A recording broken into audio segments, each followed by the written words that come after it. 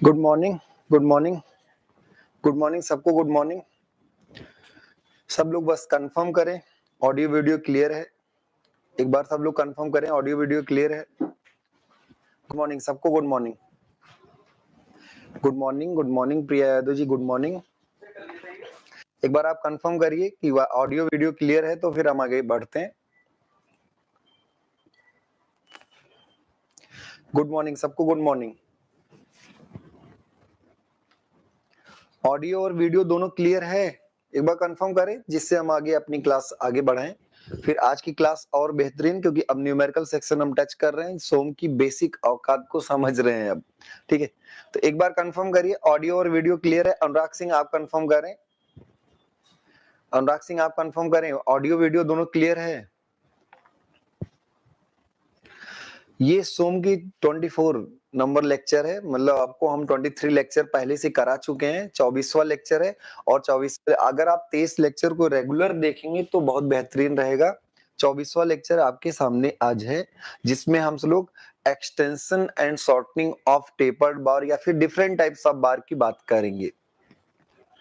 ठीक है, एक बार कंफर्म करिए ऑडियो और वीडियो दोनों क्लियर है। एक बार कंफर्म हो जाए फिर हम आगे बढ़ते हैं, अगर नहीं तो हमें पढ़ाने का फायदा ही क्या, अगर ऑडियो और वीडियो दोनों आप तक पहुंच ही नहीं पा रही सही ढंग से तो उससे कोई फायदा नहीं होगा। इसलिए हम आपसे चाहेंगे कि आप एक बार कंफर्म करें। सब लोग एक बार कंफर्म कर रहे हैं भाई।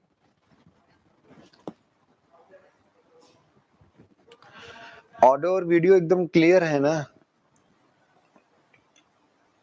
चलिए हम मान के चलते हैं कि ऑडियो वीडियो और क्लियर होगा। ठीक, तो आगे हम क्लास को स्टार्ट करते हैं, आगे बढ़ाते हैं।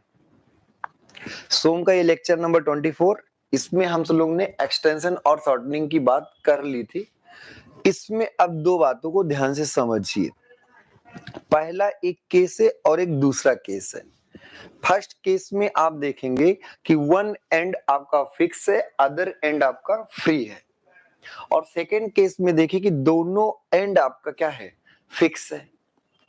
अगर हम आपसे प्लेन में स्टैटिक इक्विलिब्रियम कंडीशंस की बात करें तो स्टैटिक इक्विलिब्रियम कंडीशन प्लेन्स में तीन होंगे, sigma F X equal to 0, sigma F Y equal to 0 and sigma M equal to 0।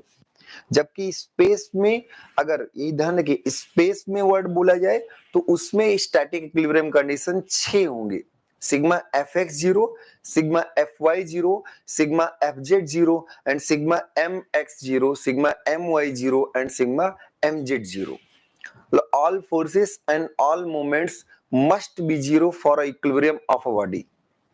ठीक है, अब हम स्पेस में बात करते हैं, तो प्लेन में बात करते हैं। तो प्लेन में आपके पास इक्विलिब्रियम इक्वेशंस आपके पास क्या है, तीन। अगर हम प्लेन में बात करें तो प्लेन में आपके पास इक्विलिब्रियम इक्वेशंस तीन है। कौन कौन से तीन? Sigma F algebraic sum of forces in X direction equal to 0, algebraic sum of forces in Y direction equal to 0, algebraic sum of moment about Z axis equal to 0।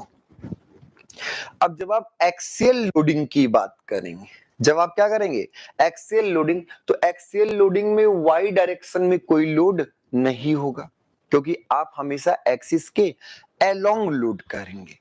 तो Y direction में कोई भी force नहीं होगा, और जब Y direction में कोई फोर्स नहीं होगा तो इसकी जरूरत नहीं है। जब कोई फोर्स ही नहीं तो इसकी जरूरत नहीं है। ऐसे कहीं पर भी इसमें सारी चीजें सेंट्रिक लोडिंग होगा, हमेशा क्या होगा, सेंट्रल लोड होगा। एसेंट्रिक लोडिंग की बात, कंबाइंड लोडिंग की बात हम बाद में करेंगे, अभी सेंट्रल लोड की बात कर रहे हैं। तो सेंट्रल लोड है तो मोमेंट भी नहीं आएगा, ये भी 0। तो अल्टीमेटली आपके पास बचा कितना, एक ही इक्वेशन। अल्टीमेटली आपके पास वन इक्वेशन है, sigma F X equal to 0। अगर यही वर्टिकल मेंबर होता तो उस सिचुएशन में सिग्मा एफ वाई 0 होता, एक्स डायरेक्शन में कोई फोर्स नहीं होता। क्यों? क्योंकि वर्टिकल में भी तो कंप्रेसिव लोड या टेंसाइल लोड ऐसे लग सकता है, तो इसमें आपका वाई डायरेक्शन में होगा, एक्स डायरेक्शन में नहीं होगा। तो कुल मिला जुला के अल्टीमेटली आपके पास स्टैटिक इक्विलिब्रियम एक ही इक्वेशन है।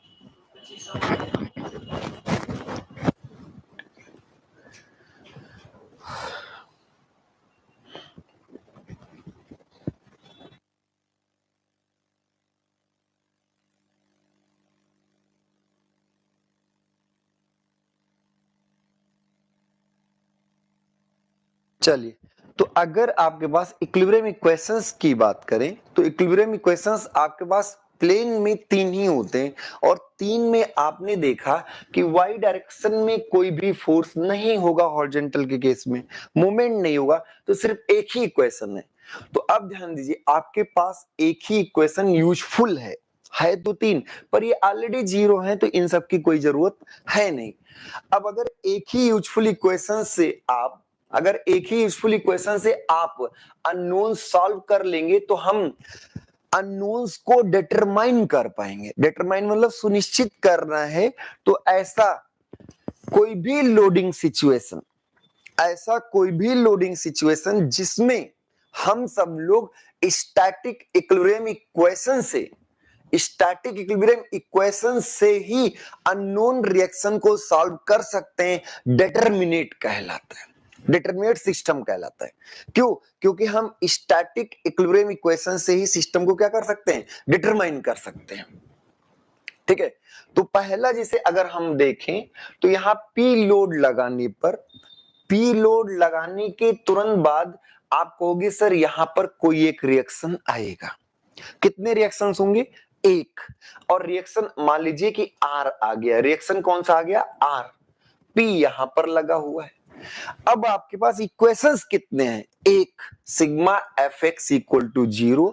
जैसे आप sigma F X equal to 0 apply करेंगे तुरंत आपका जितना राइट उतना लेफ्ट, तो आर इक्वल टू पी के बराबर आ जाएगा। आपने तुरंत सपोर्ट पर रिएक्शन बता दिया। तो ऐसा सिस्टम जिसमें आप इक्विलिब्रियम इक्वेशन से ही अननोन या फिर सपोर्ट रिएक्शन निकाल ले गए, वो आपका क्या हो गया? एक डिटरमिनेट सिस्टम हो गया।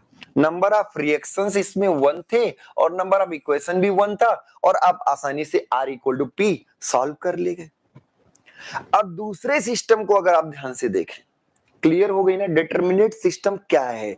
ऐसा कोई भी सिस्टम जिसमें अननोन्स को या नंबर ऑफ रिएक्शंस को हम इक्विलिब्रियम इक्वेशन से सॉल्व कर सके, क्या कहलाएगा? Determinate system. क्लियर हुआ? और ऐसा कोई भी सिस्टम जिसमें अननोन को हम इक्विलिब्रियम इक्वेशन से डिटरमाइन ना कर सके, वो इनडिटरमिनेट सिस्टम होगा। अब अगर इसमें हम बात करें अगर इसी में हम बात करें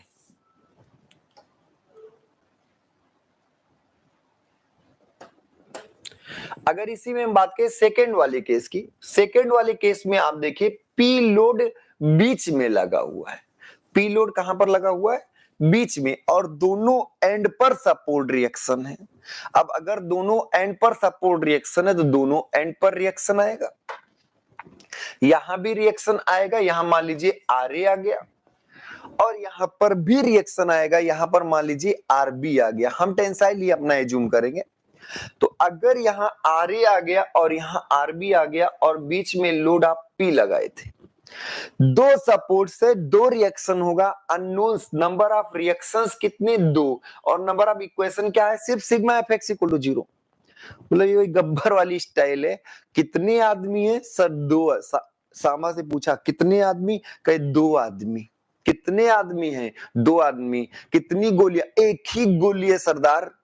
ठीक है, कितने आदमी थे? 2 आदमी। अननोन से यहां पर दोनों सपोर्ट्स पर आए, तो दोनों सपोर्ट पर 2 अलग अलग अननोन्स है।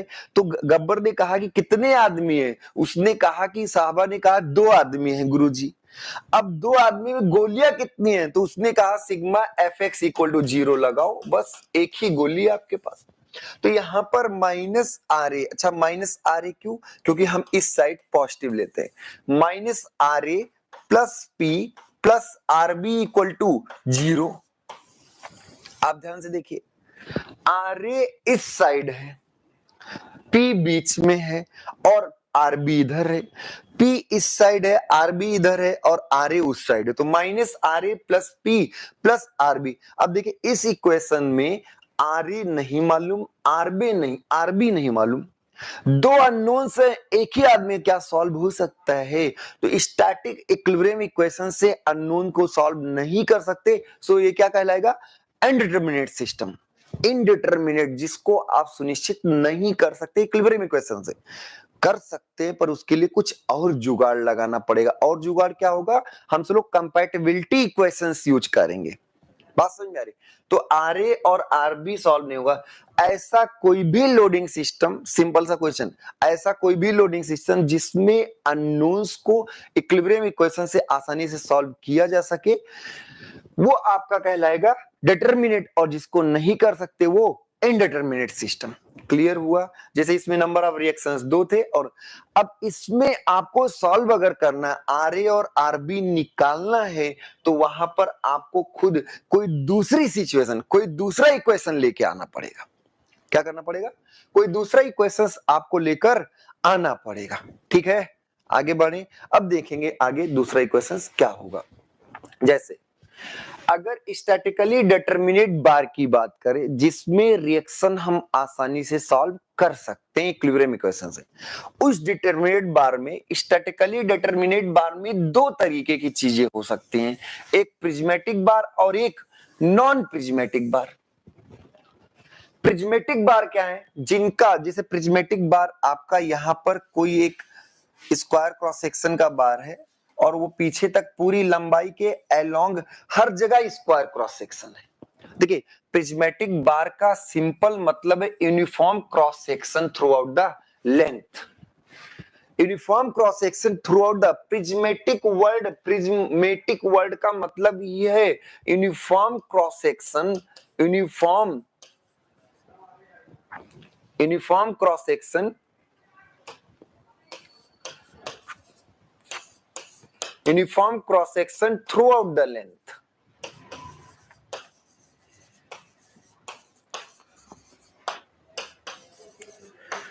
Uniform cross section through out the length. अब इसका बिल्कुल मतलब नहीं कि सर्कुलर क्रॉस है, सर्कुलर रहे तो हर जगह सेम डायमीटर का सर्कुलर रहे, मतलब ये भी आपका प्रिज्मेटिक है, ये भी आपका क्या है? प्रिज्मेटिक, क्योंकि इसका भी क्रॉस सेक्शन हर जगह सेम है, और सिलेंड्रिकल भी आपका प्रिज्मेटिक है, ये भी प्रिज्मेटिक है। आई सेक्शन का होता वो भी प्रिज्मेटिक, अगर पूरी लंबाई के अलोंग सेम क्रॉस सेक्शन होता है। सिंपल। तो इस सिचुएशन में अगर कहीं पर स्ट्रेस पूछा जाए पी लोड लगाने पर, इसमें अगर हम पी लोड लगाएं और पी लोड लगाने पर कहीं पर स्ट्रेस पूछा जाए, तो स्ट्रेस होगा पी अपान ए। स्ट्रेस जो होगा वो क्या होगा? पी अपान ए, और इलोंगेशन जो होगा वो पीएल अपान ए ही होगा। इसको दोनों फार्मूले को आप आसानी से यूज करके स्ट्रेस पूछेगा तो स्ट्रेस बता ले जाएंगे, और अगर आपसे इलोंगेशन पूछेगा तो इलोंगेशन बता ले जाएंगे। क्लियर हो गई बात? एकदम समझ में आ रहा सब कुछ? अब इसके बाद नॉन प्रिज्मेटिक का केस आ जाए। नॉन प्रिज्मेटिक मींस क्या है? नॉन प्रिज्मेटिक मींस कि क्रॉस सेक्शन जो है वो लंबाई के अलोंग यूनिफॉर्म नहीं है। अब इसमें तीन बातें हो सकती हैं। तीन कौन कौन सी? एक कोनिकल बार। कोनिकल बार क्या होगा, इसको आप सब लोग ध्यान से समझिएगा। तो कोनिकल बार ऐसे कुछ, ऐसे। अब कोनिकल बार में क्या क्रॉस सेक्शन हर जगह समान है? नहीं, तो ये आपका नॉन प्रिज्मेटिक में आ जाएगा। इसको मिटा दे रहे हैं क्योंकि इसको आप समझ भी गए होंगे। तो नॉन प्रिज्मेटिक में पहला कोनिकल बार आ जाए। कोनिकल बार मींस क्या हो कि इसका क्रॉस सेक्शन सर्कुलर तो हो, पर हर जगह सर्किल का डायमीटर बदल रहा हो। तो कोनिकल बार में क्या यहां पर sigma equal to P upon A लगा सकते हैं? नहीं, किसी जगह पर, किसी एक पर्टिकुलर सेक्शन पर पी बाई ए लगा सकते हैं, पर हर जगह तो सेम नहीं होगा। इसमें क्या elongation equal to delta equal to P L upon A लगा सकते हैं? नहीं। तो नॉन प्रिज्मेटिक के केस में पी बाई ए या delta equal to P L upon A नहीं यूज कर सकते। और नॉन प्रिज्मेटिक में तीन बातें हो सकती, एक आपका कोनिकल, दूसरा आपका टेपर। कोनिकल के अलावा क्या हो सकता है? टेपर बार की हो सकती बात। टेपर बार जैसे आपको बता रहे हैं क्या होता है टेपर बार।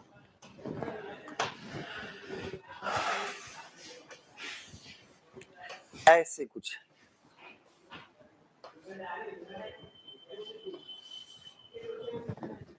जैसे, इसको सिंपल तरीके से बनाए, थोड़ा समझ में आना चाहिए। टेपर बार आपका कोई फ्लैट ही है, कोई रेक्टेंगुलर क्रॉस सेक्शन है, और इसको आप, अब शायद आप समझ पा रहे होंगे ये क्या है। टेपर बार में हर जगह क्रॉस सेक्शन रेक्टेंगुलर होगा। हर जगह क्रॉस सेक्शन क्या होगा? रेक्टेंगुलर, जहां भी कट करेंगे तो यहां पर भी अगर आप देखेंगे तो यहां पर भी एक आपको रेक्टेंगुलर क्रॉस सेक्शन मिलेगा। हर जगह क्रॉस सेक्शन क्या होगा, रेक्टेंगुलर। अब इसमें भी P अगर लोड लगाएं तो यहां पर भी stress equal to P by A या delta equal to PL upon A use नहीं कर सकते।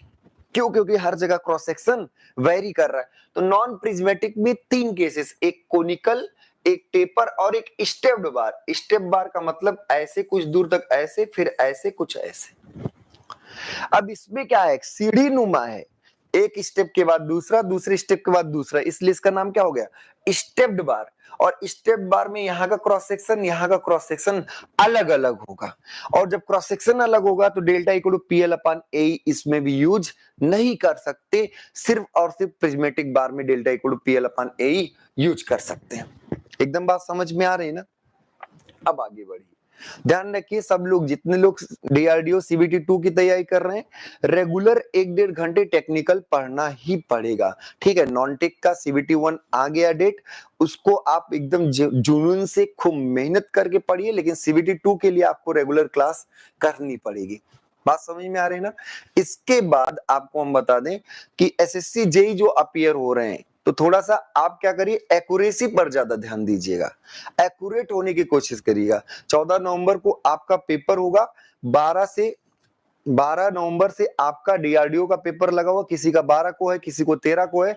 तो 12 नवंबर से 12 नवंबर 2022 जो आपका है, अब 2022 के बाद 23 जो है बहुत क्रूशियल समय है। 2023 आपके लिए बहुत बेहतरीन समय है, उसको आपको ध्यान देने की जरूरत है। 23 में खूब वैकेंसीज रहेंगी, टेक्निकल ही वैकेंसीज ज्यादा आएंगी, ठीक है। जहां RRB आया तुरंत सबको समेट लेगा, तो लगातार मेहनत करिए, लगातार मेहनत करने से सिलेक्शन तो होना तय बात है, ठीक है। अगला पेज, अब जैसे ये नॉन प्रिज्मेटिक बार, नॉन प्रिज्मेटिक, प्रिज्मेटिक में कोई दिक्कत ही नहीं। प्रिज्मेटिक में गुरुजी स्ट्रेस निकालना होगा, P बाई A बता देंगे। अगर इलोंगेशन निकालना होगा तो delta equal to PL upon A निकाल देंगे। अब इस नॉन प्रिज्मेटिक में पहला जो है स्टेप्ड बार विदाउट जंक्शन फोर्स, विदाउट क्या है, इसको थोड़ा अंडरलाइन समझिए, विदाउट जंक्शन फोर्स। अगर बीच में कोई जंक्शन, कहीं कहीं ज्वाइंट, जंक्शन क्या होता है, ज्वाइंट्स होते हैं। जंक्शन कहां होता है, जहां पर दो मेंबर जुड़ रहे होते हैं। तो यहां पर, यहां जंक्शन है, यहां जंक्शन है, जंक्शन पर कोई लोड ना लगा हो, उसके एनालिसिस। तो इस सिचुएशन में आपने P ऐसे लोड लगाया, और जब आप P लोड लगाए तो सपोर्ट पर कुछ ना कुछ रिएक्शन आया। अब ये रिएक्शन कितना होगा, ये एक क्वेश्चन मार्क। पहला तो यही क्वेश्चन भी पूछ सकता है कि रिएक्शन कितना होगा। गुरुजी कोई दिक्कत नहीं है, रिएक्शन के लिए सिग्मा Fx इक्वल टू 0 कर देंगे। पूरे सिस्टम को एक फ्री बॉडी डायग्राम बनाए, रिएक्शन R मान लिए हैं, और रिएक्शन R मानते ही तुरंत आप क्या लिखोगे, सिग्मा Fx इक्वल टू 0। और सिग्मा Fx इक्वल टू 0 में हम इस साइड को पॉजिटिव लेते हैं, तो P minus R equal to क्या होगा, 0। It means R equal to P, और R equal to P positive आया। पॉजिटिव मीन्स जो हमने एज्यूम किया, मीन्स टेंसाइल। अगर आप ध्यान सोचिएगा, अगर सेक्शन से दूर लोड जा रहा है तो टेंसाइल, अगर सेक्शन की ओर है, टुवर्ड्स द सेक्शन है तो कंप्रेसिव, और सेक्शन से अवे फ्रॉम द सेक्शन है तो टेंसाइल। आप इसको फील कर सकते हैं, अगर आप ऐसे खींचिए, ऐसे ऐसे खींचिए, देख रहे हैं ना सबको, तो सेक्शन से जब दूर आप खींच रहे होते हैं, आप ऐसे अपने हाथ को ही खींचिए, तो जब सेक्शन से दूर जा रहे होते तब टेंसाइल, और जब सेक्शन की ओर आ रहे होते तब कंप्रेसिव। बस जितने भी फोर्सेस सेक्शन से दूर होंगे वो क्या होंगे, टेंसाइल, और जितने फोर्सेस सेक्शन की ओर होंगे, टुवर्ड द सेक्शन होंगे, वो कंप्रेसिव। समझ में आया? तो R हमने सेक्शन से दूर माना था, मींस टेंसाइल स्ट्रेस, और R संयोग से P के बराबर। R equal to minus P अगर आता, अगर R equal to minus P आता तो खुद कहता नहीं सर आपने गलत मान लिया, उसका उल्टा लगेगा। तो कोई ऐसा नहीं है, नियम कानून, मैथ आपको हमेशा सही करेगा। R इक्वल टू P हो गया। अब जैसे आपका R इक्वल टू P हुआ, तुरंत आप सोचोगे कि इस पूरे सेक्शन में अलग अलग जगहों पर लोड क्या है। दूसरा स्टेप, पहला रिएक्शन, दूसरा लोडिंग डायग्राम। इसी लोडिंग डायग्राम को नॉर्मल फोर्स डायग्राम कहते हैं। अब अगर हम इस पूरे सेक्शन में कहीं पर जाएं, इस पूरे सेक्शन में कहीं पर जाएं, ऐसे ऐसे कहीं पर जाएं, तो हर जगह आपका लोड टेंसाइल। अब कैसे ये पता चला? तो देखो, चाहे आप इस सेक्शन के राइट साइड लेफ्ट साइड देख लें और चाहे राइट साइड देख लें, किसी भी सेक्शन के अगर राइट साइड देखेंगे तो भी पी टेंसाइल है और लेफ्ट साइड देखेंगे तो आर टेंसाइल है, जो कि आर संयोग से पी के बराबर है। तो ये टेंसाइल हो गया। ऐसे इसमें आप कहीं जाएंगे, इसमें भी अगर आप कहीं जाएंगे, इसके कहीं भी किसी भी सेक्शन पर जाएंगे तो उसमें भी आपको हर जगह टेंसाइल मिलेगा। ऐसे अगर आप इसमें कहीं भी जाएंगे तो उसमें भी आपको हर जगह क्या मिलेगा? टेंसाइल। और सबका मैग्नीट्यूड क्या होगा? पी के बराबर। तो पहला स्टेप है रिएक्शन निकालना, दूसरा स्टेप है हर एक सेक्शन में लोड निकालना। और संयोग की बात ऐसा है कि इसमें हर एक सेक्शन में लोड आपका निकल गया। अब बताइए, क्या इसमें डायरेक्टली पीएल अपान ए लगा सकते? नहीं, डायरेक्टली तो नहीं लगा सकते। क्यों डायरेक्टली नहीं? क्योंकि ये प्रिज्मेटिक बार नहीं, हर जगह क्रॉस सेक्शन अलग अलग है। और अगर क्रॉस सेक्शन अलग अलग है तो सर हम क्या करें? क्या लगा सकते हैं? तो नहीं। किसका सेक्शन ले, यही क्वेश्चन मार्क आ जाएगा। तो इसमें पार्ट वाइज हम क्या कर सकते हैं? पार्ट वाइज, क्या इतने में क्रॉस सेक्शन सेम है? हाँ बिल्कुल, इतने में क्रॉस सेक्शन सेम है। और इतने में अगर क्रॉस सेक्शन सेम है तो डेल्टा 1 2 3, डेल्टा 1 अलग निकालेंगे, डेल्टा 2 अलग निकालेंगे, डेल्टा 3 अलग निकालेंगे और नेट डेल्टा जो होगा वो delta 1 plus delta 2 plus delta 3 के बराबर होगा। तो पहला स्टेप हमने क्या किया? Sigma F X equal to 0, जिससे आ गया आर इक्वल टू पी, और डेल्टा टोटल जो होगा वो delta 1 plus delta 2 plus delta 3 के बराबर होगा। अब ऐसे डेल्टा 1, इसमें भी फोर्स पी, इसमें भी फोर्स पी, इसमें भी फोर्स, तो डेल्टा 1 जो आया वो पी L1 अपान A1 E1। भाई इस लंबाई में तो आप लगा ही सकते हैं, उतने लंबाई में आपने लगाया पी L1 अपान A1 E1। डेल्टा 2 ऐसे देखा तो डेल्टा 2 आपका आया पी L2 अपान A2 E2। और डेल्टा 3, क्योंकि लोड तो वही है पर लंबाई और क्रॉस सेक्शन और मॉडुलस ऑफ इलास्टिसिटी अलग अलग है, तो नेट जो टोटल होगा वो क्या होगा? Delta 1 plus delta 2 plus delta 3। और डेल्टा 1 जो है वो पी L1 अपान A1 E1, फिर क्या है? पी L2 अपान A2 E2, फिर क्या है? पी L3 अपान A3 A3। और इसके बाद आप नेट जब निकाले तो डेल्टा टोटल जो आया, तो डेल्टा टोटल जो आया वो P, और वहां पर L1 अपान A1 E1 प्लस L2 अपान A2 E2 प्लस L3 अपान A3 L3। अगर आपको याद हो तो एक्सियल स्टिफनेस एक दिन हमने बताया था। एक्सियल स्टिफनेस, तो एक्सियल स्टिफनेस अगर आपको याद हो तो हमने बताया था कि ये आपका था ए ई अपान एल, तो इस सिचुएशन में ये आपका 1/K1 और ये 1/K2 और ये 1/K3 है। 1/K1 plus 1/K2 plus 1/K3 है, ठीक है। तो अगर आपका मॉडुलस ऑफ इलास्टिसिटी भी सेम हो, एक केस बोला कि अगर मॉडुलस ऑफ इलास्टिसिटी भी सेम हो तो यहां आ जाएगा P/E, E भी बाहर आ जाएगा, और यहां आएगा L1 अपान A1 प्लस L2 अपान A2 प्लस L3 अपान A3। और यहां ध्यान रखिए कि डेल्टा जो होता है वो किसी प्रिज्मेटिक के लिए PL अपान AE होता है, कोई दिक्कत नहीं, ये आपका हुक्स लॉ से ही आया हुआ है। तो डेल्टा जो है वो PL अपान AE होता है, लोड के प्रोपोर्शनल, लंबाई के प्रोपोर्शनल, एरिया के इनवर्सली प्रोपोर्शनल और मॉडुलस ऑफ इलास्टिसिटी के भी इनवर्सली प्रोपोर्शनल। जो हमने लोडिंग डायग्राम पहले बना था, टेंसाइल है इसलिए पूरा पूरा क्या होगा? पॉजिटिव ही होगा। तो ये आपका लोडिंग डायग्राम है, ये आपका क्या है? लोडिंग डायग्राम है, और हर जगह लोड क्या है? P के बराबर है, टेंसाइल है। क्लियर हो गया? और नेट डिफॉर्मेशन आपने निकाल लिया। ऐसे इसमें भी एक्सियल रिजिडिटी, एक दिन इसको पहले से ही बहुत डिटेल में करा चुके हैं इसलिए बहुत ज्यादा टाइम नहीं देंगे। तो एक्सियल रिजिडिटी जो होता है AE के बराबर होता है, cross sectional area into Young's modulus के बराबर होता है। तो एक्सियल रिजिडिटी AE के बराबर होता है। अगर AE बढ़ेगा, डेल्टा इक्वल टू आया PL अपान AE, अगर रिजिडिटी बढ़ेगी, ये बढ़ेगी, तो डेल्टा घटेगा। जितना ज्यादा रिजिडिटी होगा उतना ही कम डिफॉर्मेशन होगा। AE बढ़ेगा, डेल्टा L घटेगा। A अगर कांस्टेंट हो तो E पर ही सारे, अगर AE में A कांस्टेंट हो जाए तो सारा, A अगर कांस्टेंट हो जाए तो सारा दामदार E पर होगा। तो E बढ़ेगा मींस AE बढ़ेगा, मतलब डेल्टा घटेगा। ठीक है, एक्सियल स्टिफनेस बता चुके हैं A/L। ऐसे अगर आपको याद हो तो फ्लेक्सर स्टिफनेस भी हमने बताया है।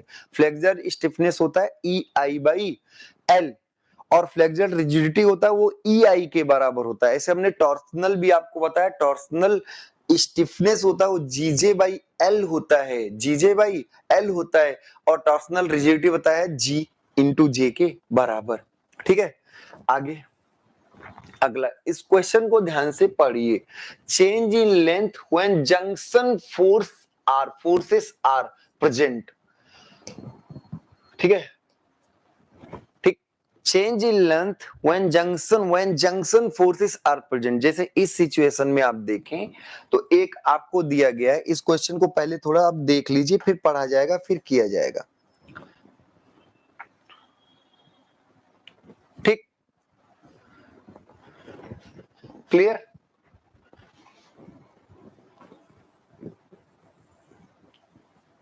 When junction forces are present, इसको डायरेक्ट न्यूमेरिकल से ही कराया गया है, इसमें घबराने की जरूरत नहीं, न्यूमेरिकल से ही आप लोग भी सॉल्व कर लेंगे। ठीक है, तो when change in length when junction forces are present, अब क्वेश्चन है, a bar is subjected to a part load as shown in the figure। जैसा कि फिगर में दिखाया गया है उसमें पार्ट लोड लग रहा है। इसका क्रॉस सेक्शन 40 क्रॉस 40 है, इसका क्रॉस सेक्शन 25 क्रॉस 25 है, और इसका क्रॉस सेक्शन 30 क्रॉस 30 है। क्लियर है ना?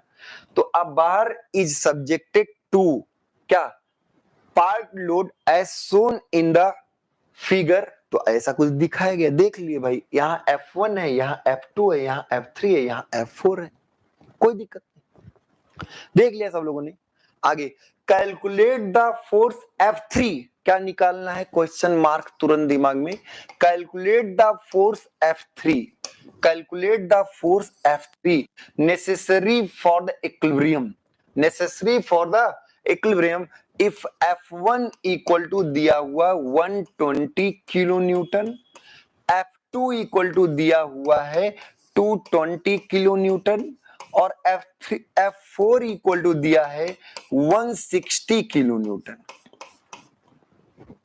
तो F3 निकालना है जब F1, F2 और F4 आपको दिया हो, किसके लिए, इक्विलिब्रियम के लिए F3 बताओ। तो ये तो आपका मैकेनिक्स का बेसिक क्वेश्चन हो गया। अगर ऐसा कुछ है तो आपका एकदम मैकेनिक्स का basic question, sigma Fx equal to 0। आपसे ये पूछा गया कि गुरुजी कितना फोर्स F3 लगाएं कि आसानी से आपका इक्विलिब्रियम मेंटेन रहे। तो इक्विलिब्रियम मेंटेन करने के लिए सिग्मा F इक्वल टू क्या कर दीजिए, 0। और जब सिग्मा F इक्वल टू 0 की बात होगी तो आप तुरंत लिखोगे सिग्मा Fx इक्वल टू 0 में आपने एक मानक मान लिया कि जितने आपके लेफ्ट साइड होंगे वो नेगेटिव और राइट साइड पॉजिटिव। अब इसमें माइनस F1 हो गया, माइनस F1, माइनस क्यों, क्योंकि इस साइड है, प्लस F2 हो गया, प्लस F2, प्लस F2 क्यों, क्योंकि उस साइड है, फिर माइनस F3 और प्लस F4 इक्वल टू 0। देखिए कितना आसान था, माइनस F1 प्लस F2 क्योंकि इधर की तरफ, minus F3 plus F4 equal to 0। अब F1 का मान दिया है क्या, हाँ, तो 120 प्लस F2 का मान कितना दिया है 220 माइनस F3 ये निकालना है, और प्लस 160 इक्वल टू 0। तो F3 का मान आपका आसानी से सॉल्व हो गया। पहला क्वेश्चन हो गया। पहला क्वेश्चन यही था, calculate the force F3 necessary for equilibrium if F1, F2 and F4 are given. तो F3 इक्वल टू कितना आएगा आप बताइएगा इसका आंसर। F3 इक्वल टू क्या आएगा 260। पॉजिटिव आएगा निगेटिव, पॉजिटिव ही आना चाहिए जैसा दिया है। तो F3 equal to 260 kilo Newton. देखिए ध्यान से 120 प्लस 220 तो ये 100 हो गया प्लस में, और ये 160 260 और F3 उधर चला गया। तो आपने फोर्स बता दिया कि F3 कितना होगा। आगे also determine the net change in length, delta net निकालना है ऑफ द मेंबर। और टेक आप ई का मान ध्यान रखिए, ई का मान दिया है 200 इंटू 10 की पावर 3 मेगा पास्कल। क्या दिया है 200 इंटू 10 की पावर 3 मेगा पास्कल। ये हमेशा स्टील होता है, स्टील का 200 में गीगा पास्कल होता है, तो गीगा पास्कल को 200 इंटू 10 की पावर 3 मेगा पास्कल लिख सकते हैं। बात समझ में आ रही है ना? तो ये आप इसको कट कर लीजिएगा। क्लियर हो गया। अब अगला क्वेश्चन F3 नहीं निकालना था आपको, निकालना था नेट चेंज इन लेंथ। तो अगर हम इसी में देखें तो नेट चेंज इन लेंथ, फिर से इस डायग्राम को बना ले रहे हैं। ऐसे एक है, एक ऐसे है और एक ऐसे है। यहाँ पर F4 लगा हुआ है, यहाँ पर इस साइड F3 लगा हुआ है, और इस साइड F2 लगा हुआ है, और इस साइड F1 लगा हुआ है। इसका क्रॉस सेक्शन 40 क्रॉस 40 है, ये दिया हुआ है। इसका क्रॉस सेक्शन 25 क्रॉस 25 है, और इसका क्रॉस सेक्शन 30 क्रॉस 30 है। देख लीजिए बुकलेट से 30 क्रॉस 30। एक 750 है, एक 1000 है, ये 750 है, ये कितना है 750 है, और ये 1000 है आपका।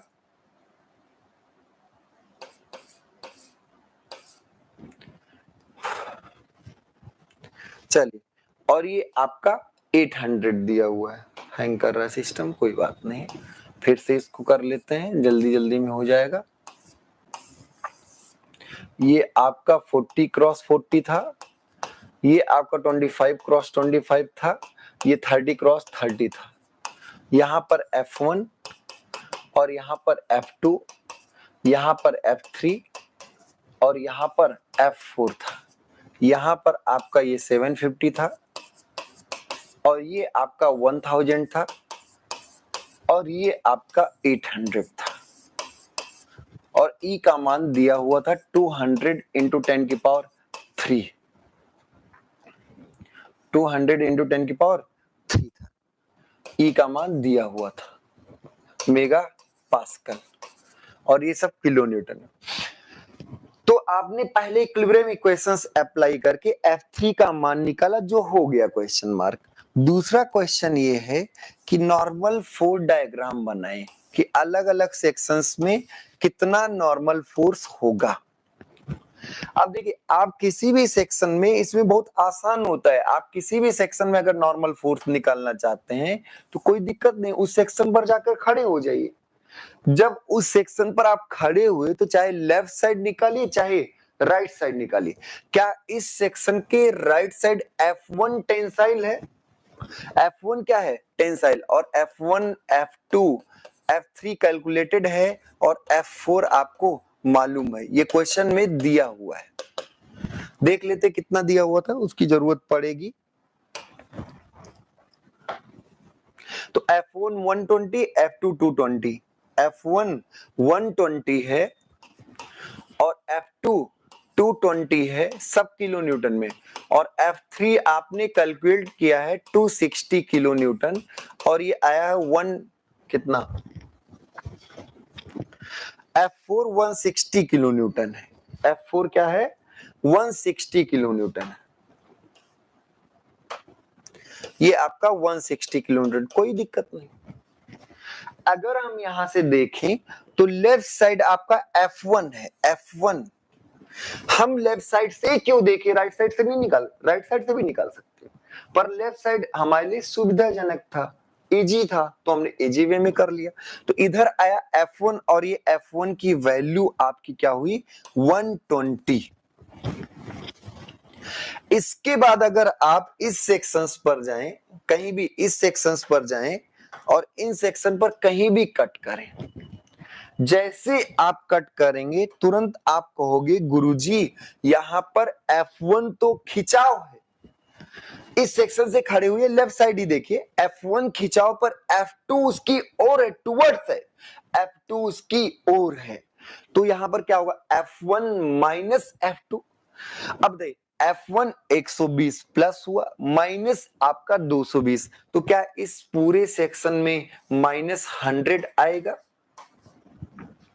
आप पूरी लंबाई में जाइए तो F2 120, F1 120 और F2 220, तो आप बताइए F120 माइनस 220, 120 माइनस 220 क्या आ गया माइनस 100। कोई लोग अगर राइट साइड देखना चाहे राइट साइड भी देख सकते, देखिए ये है 160, ये क्या है 160, तो 160 खिंचाओ, फिर F3 260 है, F3 कितनी है 260 है, तो 160 माइनस 260 उससे भी माइनस 100 आएगा। चाहे आप राइट साइड देखें चाहे लेफ्ट साइड देखें आंसर सेम आने वाला है। बस आपको कुछ नहीं करना है, आपको राइट और लेफ्ट साइड सही से कैलकुलेशन करना है। जैसे इसमें हम देखें, इस पूरे सेक्शन में अगर हम देखें तो राइट साइड देखना यहाँ इजी होगा। राइट साइड अगर देखें तो कितना आया था F4 का मान 160 है, तो क्या इस पूरे सेक्शन में 160, इस पूरे सेक्शन में 160 पॉजिटिव आएगा। क्या इस पूरे सेक्शन में 160 क्या आएगा पॉजिटिव आएगा। तो आपको ये पता चल गया कि अलग अलग सेक्शन में लोड कितना है। पहले सेक्शन में 120 टेंसाइल, दूसरे सेक्शन में 100 कंप्रेसिव एंड थर्ड सेक्शन में क्या होगा 160 आपका टेंसाइल। तो आपको अलग अलग सेक्शंस में लोडिंग की पता चल गया। अब जब लोडिंग का पता चल गया तो अब आपको डिफॉर्मेशन निकालना है। तो अगर डिफॉर्मेशन निकालना चाहते हैं, डेल्टा 1 निकालना चाहते हैं, 1 ये 1 सेक्शन है डेल्टा 1, तो डेल्टा 1 के लिए क्या कहोगे, इसका लोड जो कि 120 इंटू 10 की पावर 3 न्यूटन है, पॉजिटिव है, जो जैसा होगा वैसे, तो 120 इंटू 10 की पावर 3 न्यूटन। इसके बाद आप क्या करेंगे, इसके बाद लंबाई, तो लंबाई आपकी 750 mm में रख रहे हैं, mm में आंसर आएगा। नीचे क्रॉस सेक्शनल एरिया 40 क्रॉस 40 और यहां पर E का मान 200 इंटू 10 की पावर 3। अब ध्यान दीजिएगा, मेगा पास्कल को न्यूटन पर mm स्क्वायर भी लिख सकते हैं। मेगा पास्कल जो होता है वो न्यूटन पर mm स्क्वायर भी होता है। मेगा पास्कल आपका न्यूटन पर mm स्क्वायर भी होता है। तो यहां से mm स्क्वायर नीचे वाला इसके साथ mm स्क्वायर के साथ कट जाएगा, इसका न्यूटन इसके साथ न्यूटन से कट जाएगा, फाइनल आंसर mm में आएगा। थोड़ा यूनिट का ध्यान रखिएगा। तो डेल्टा 1 जो आएगा वो आएगा 120 इंटू 750। मान लीजिए कि आपका 1000 कट गया और नीचे आएगा 40 क्रॉस 40 क्रॉस 200 क्या mm। ये आपका हो गया डेल्टा 1 का मान, ये आपका क्या हो गया डेल्टा 1 का मान। ऐसे जब डेल्टा 2 निकालेंगे तो डेल्टा 2 होगा माइनस 100 इंटू 10 की पावर 3, माइनस 100 इंटू 10 की पावर 3 इंटू इसकी लंबाई 1000 है, बटे E का मान, A का मान, तो A का मान 25 इंटू 25, 25 इंटू 25 इंटू 200 इंटू 10 की पावर 3, ये भी mm में। माइनस इसलिए रखेंगे कि माइनस है, कंप्रेसिव है। ऐसे अगर हम आपसे डेल्टा 3 का मान पूछे तो डेल्टा 3 जो होगा 160, उसमें लोड है 160 इंटू 10 की पावर 3 इंटू 800 अपॉन इसका एरिया 30 क्रॉस 30 है।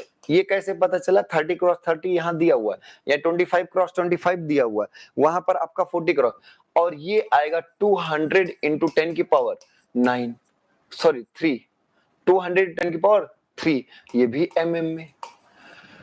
बात समझ में आ रही, तो तीनों आपको डेल्टा 1 डेल्टा 2, हाँ डेल्टा 1 डेल्टा 2, डेल्टा 1 और डेल्टा 3 पॉजिटिव होगा और डेल्टा 2 निगेटिव होगा। तो जो डेल्टा नेट होगा वो डेल्टा नेट क्या होगा, delta 1 plus delta 2 plus delta 3। जो जैसी वैल्यू पॉजिटिव निगेटिव जैसी वैल्यू आई है वैसे रख देना है। डेल्टा 1 डेल्टा 3 ऐड होगा और डेल्टा 2 सबट्रैक्ट हो जाएगा। फिर फाइनली आपका नेट डिफॉर्मेशन पता चल जाएगा। तो टारगेट क्या होता है, पहले रिएक्शन निकालने बोला तो निकाल लीजिए।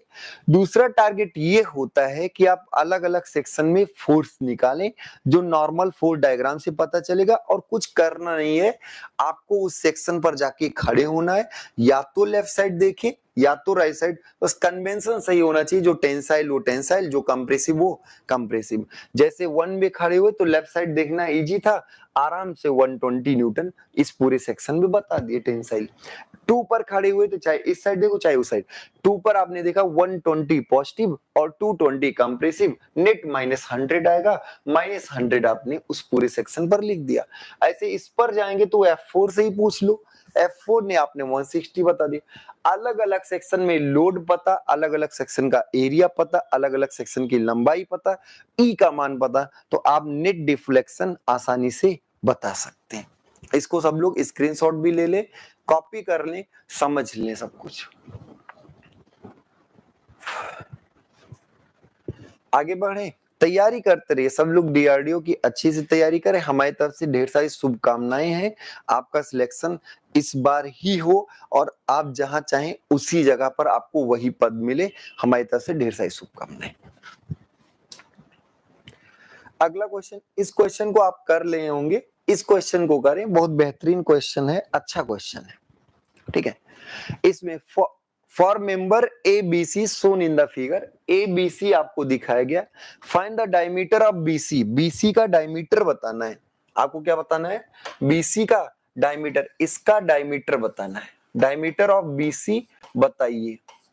Find the diameter of B C if the total contraction लिखा हुआ है, total contraction of the member is 3 mm।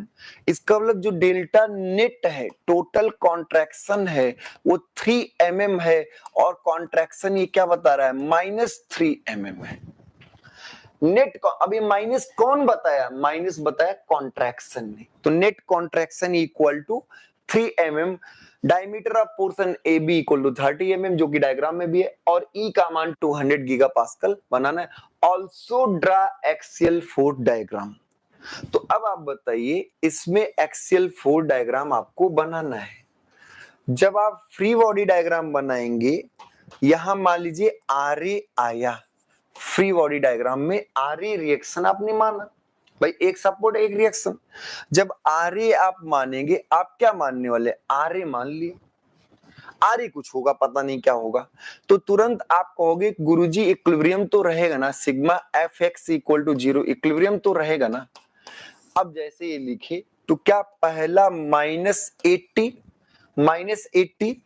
Plus 100 minus R A equal to 0, ये कैसे आपने लिखा।